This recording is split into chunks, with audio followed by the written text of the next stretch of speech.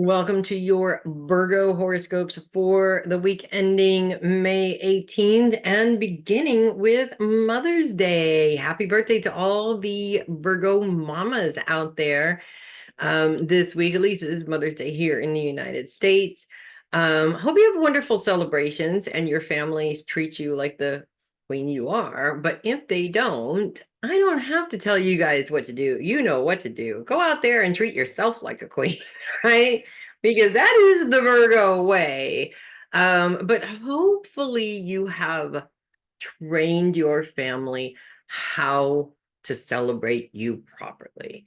What we got going on, we have some moon action this week. Now, of course, we do still have Juno, and we still have the dark moon in Virgo as well.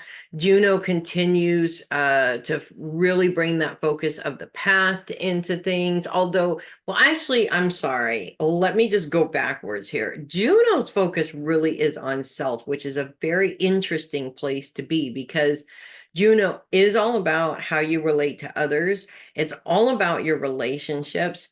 And when it points back to you, wow, that's kind of frustrating, huh? Because, Virgos, I'm an Aquarius. We're very similar to each other in how we view ourselves. And it usually has to do with that nasty P word, perfection. We see what we consider to be perfect in ourselves, and we ignore our flaws. And while every human being on the planet does that, Virgos and Aquarians, we do it in a whole different way. Okay. But the truth is, that's why it's so hard to look at ourselves honestly and really own our responsibility in terms of our relationships, because relationships are a two-way street every single time, right? We justify what we do and what we put in it and how we act. We completely ignore all the things that we're doing to cause or promote a problem within those relationships. This is not an easy thing, guys, okay? However, no human being is perfect. If we were, there would be no reason for us to be here. There would be nothing for us to learn. Bottom line here is we all got to bite this bullet. It's just that you guys are biting a much bigger bullet than most people are currently right now, which is frustrating. I totally get that. The dark moon, on the other hand, I should have taken a peek here to see if she's retrograde or if she is, because of course I don't have contacts right now. So retrograde all week long still, and really focused on her focus really is in the past. And I kind of feel like part of that has to do with, we human beings do this really silly, stupid thing, okay?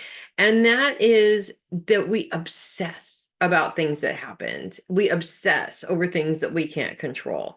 We avoid fixing our own problems to obsess over things that we have no possible way of fixing, right?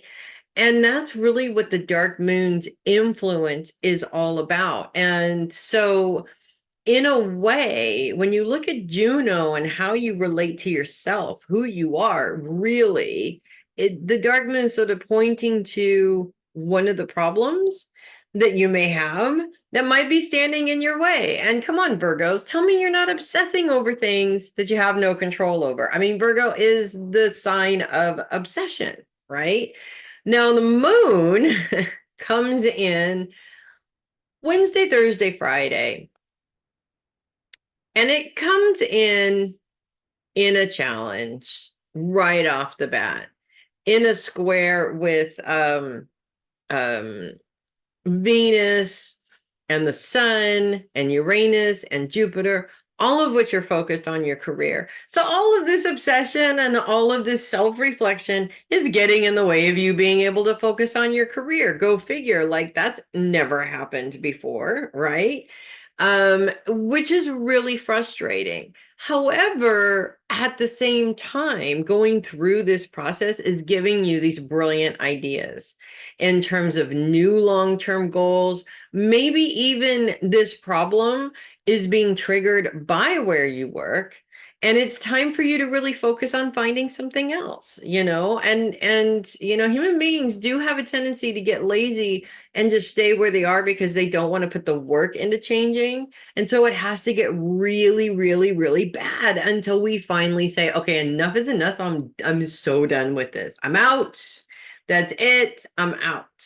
You ever seen Shenanigans? That's what I'm talking about. Now, the next 2 days, the moon, actually all 3 days, the moon is in opposition, taking turns, being in opposition with Saturn, with Neptune, with Mars, all of which are focused on long-term career goals. Now, again, all of this obsessing over the past is not fixing this problem. And I think that that's the problem itself, is that the more you worry about what's going to happen, the more you amplify those worries to make them bigger than they need to be, the more you're not focusing on how to fix those problems, right? So that every single time think, you think you're getting towards moving forward in a direction financially, something happens, you got to dump a bunch of money into something, and boom, it feels like you're taking one of those giant steps back. And then, of course, you have to just open your mouth and say, well, of course that happens. That happens all the time. And it's almost like you're asking for it to happen again. Do you see? It is a vicious cycle.